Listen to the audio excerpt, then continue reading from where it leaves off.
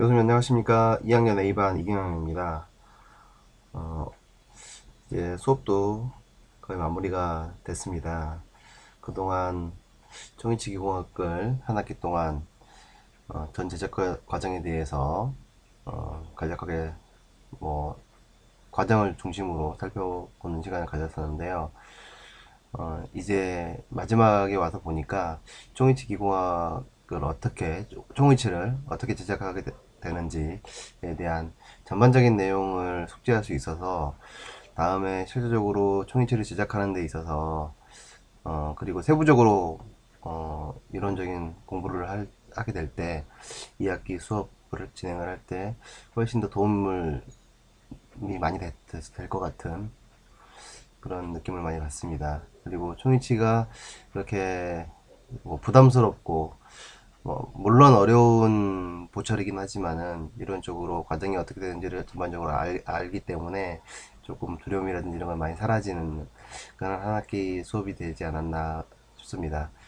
감사드리고요. 5월 24일 수업인 내진 온성에서부터 수지의치 완성까지의 과정을 요약해서 발표드리도록 하겠습니다.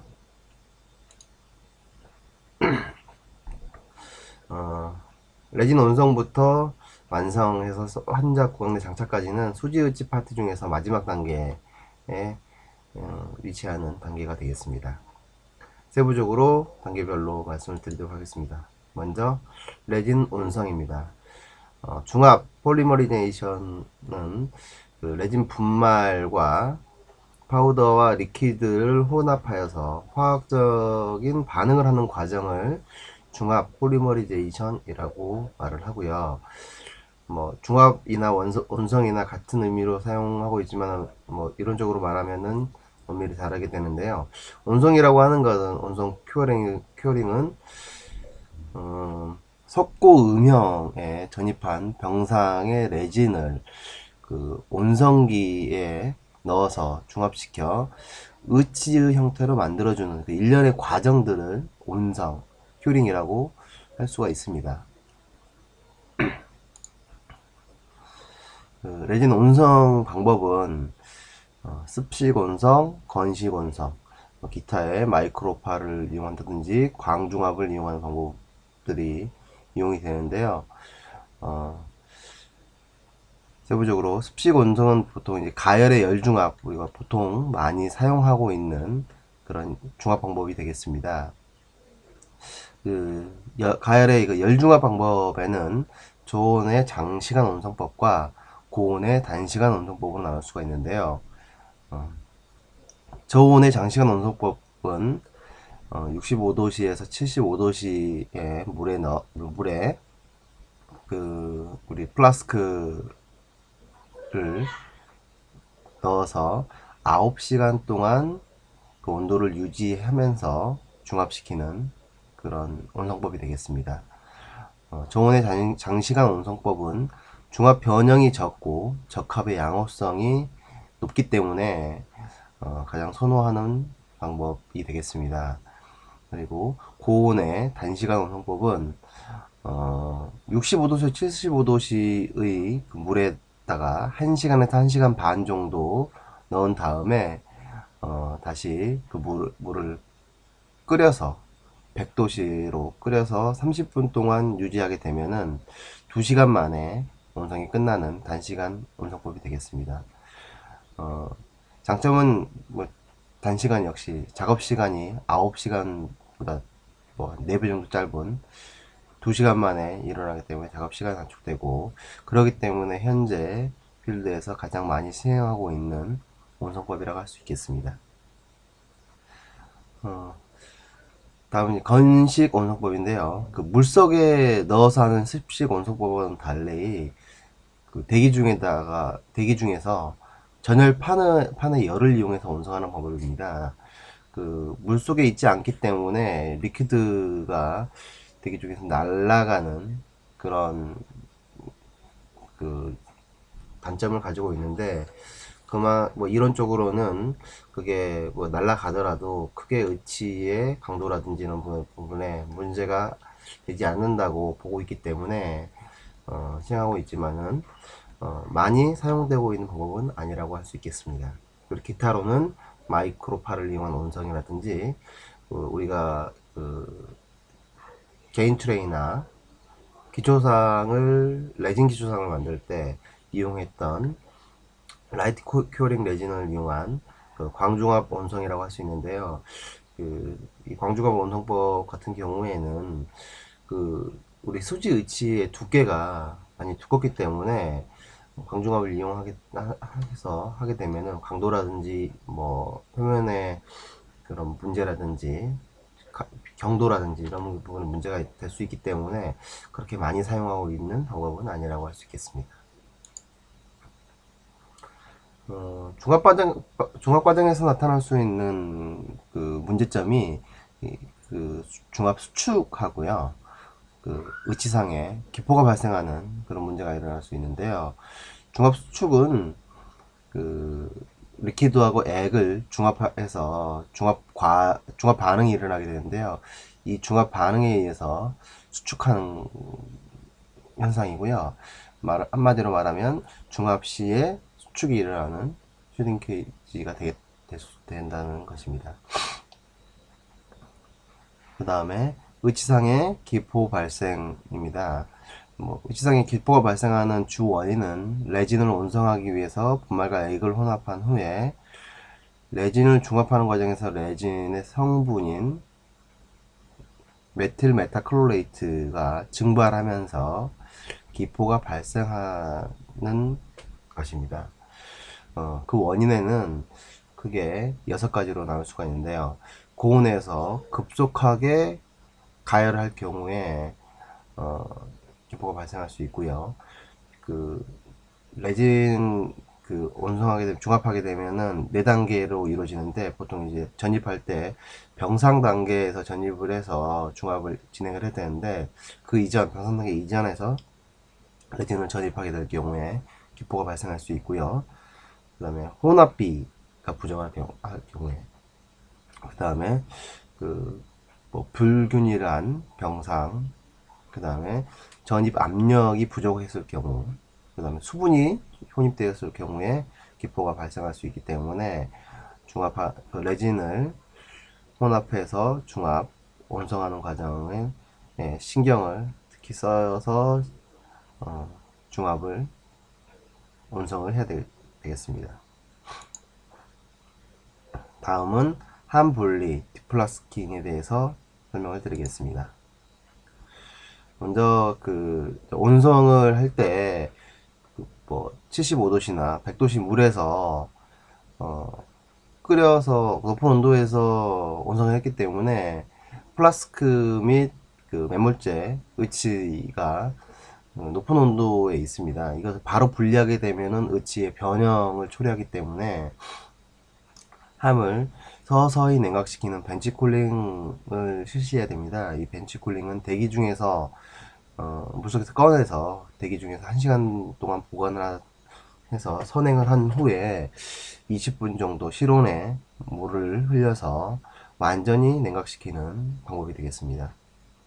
이 다음에 함을 분리해서 매몰제하고 함하고 떨어뜨려야 되겠습니다.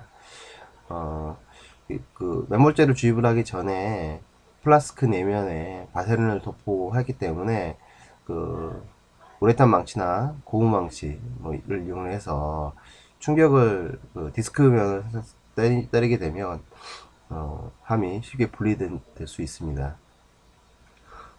너무 큰 충격을 가하게 되면은 마찬가지로 매몰제라든지 의치의 변형을 초래할 수 있기 때문에 적당한 압력을 가해서 충격을 가해서 함을 분리를 해야 되겠습니다. 함 분리 방법에는 충격을 이용해서 망치로 때려서 분리하는 방법도 있고요. 함 분리기를 사용을 해서 함 분리기에 넣어서 빼내는 방법을 이용할 수도 있겠습니다.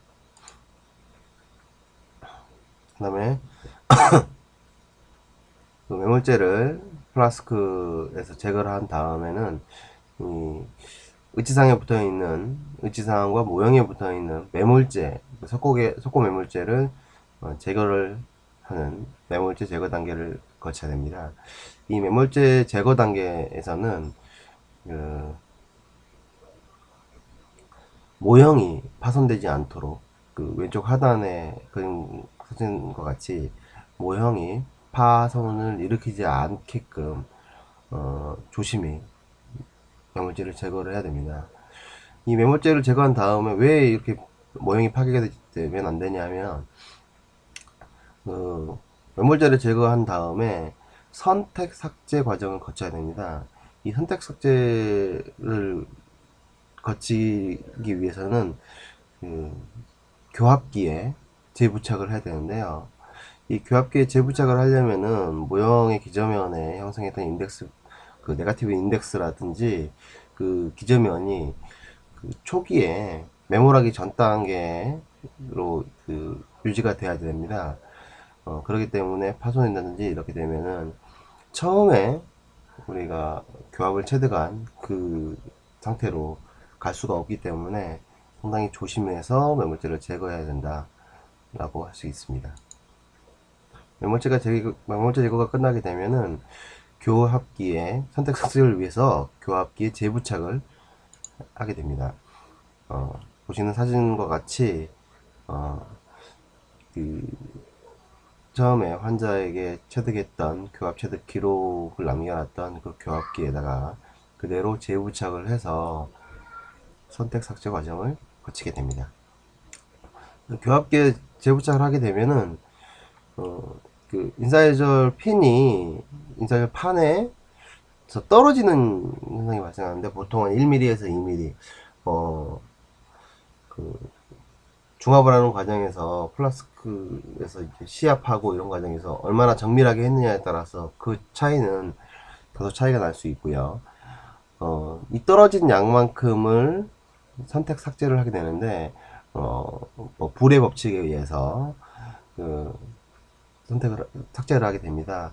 뭐 한마디로 간략하게 설명을 드리면은 비기능교두를 중심으로 기능교두는 기능에 참여를 하기 때문에 기능교두를 제외한 비기능교두를 삭제를 해서 인사이드 핀이 판에 이렇게 오른쪽 그림에서처럼 교합지를 대서 이렇게 찍힐 때까지 닿을 때까지 삭제를 하는 선택 삭제 과정을 거치게 되고요.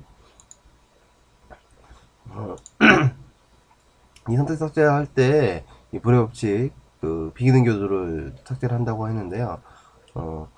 이렇게 달 때까지 하면서 교합지를 교합면에서 찍어서 많이 닿는 접촉면을 비기능 교두 쪽을 삭제를 해서 선택 삭제를 진행을 하게 되겠습니다.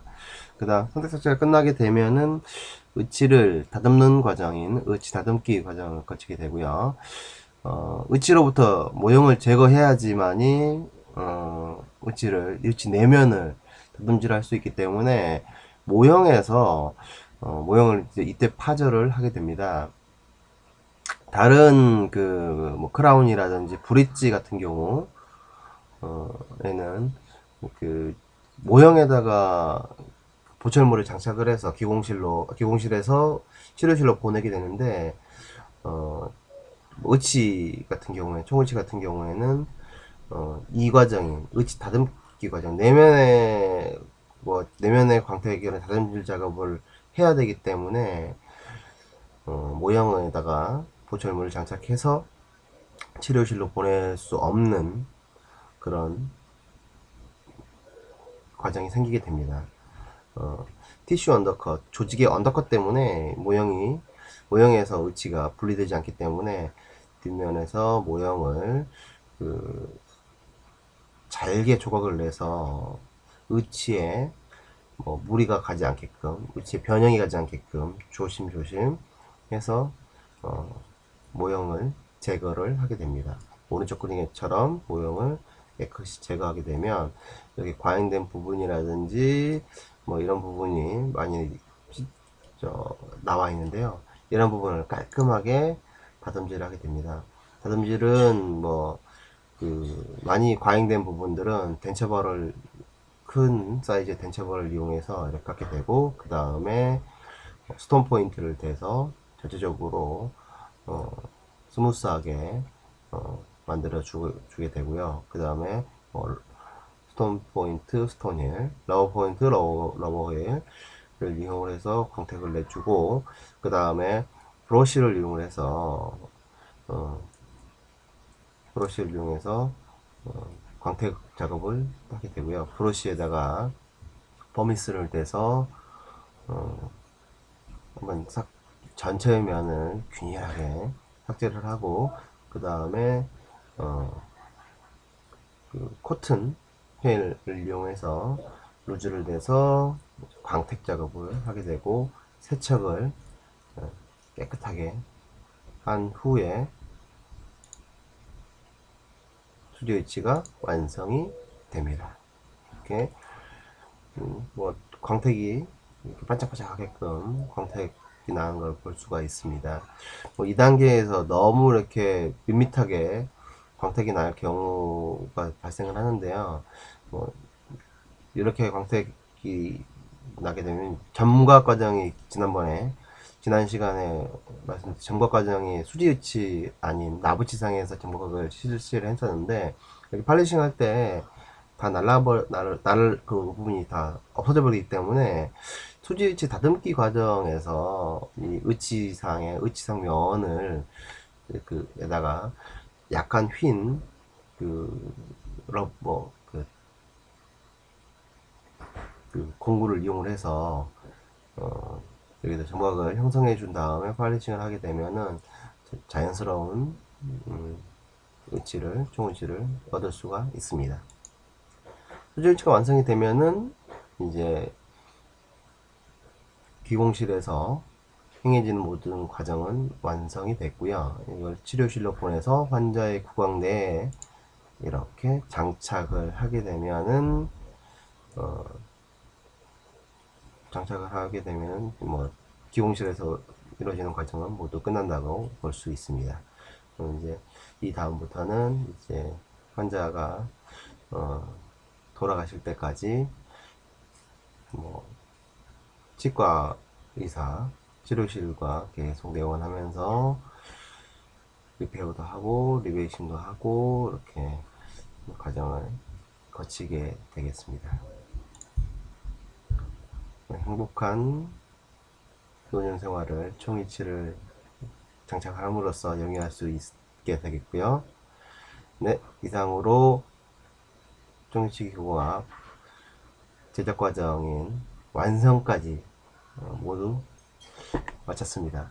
교수님 한 학기 동안 많이 수고하셨습니다. 감사하고 내년도 좋은 모습으로 다시 뵙기를 바라겠습니다. 감사합니다.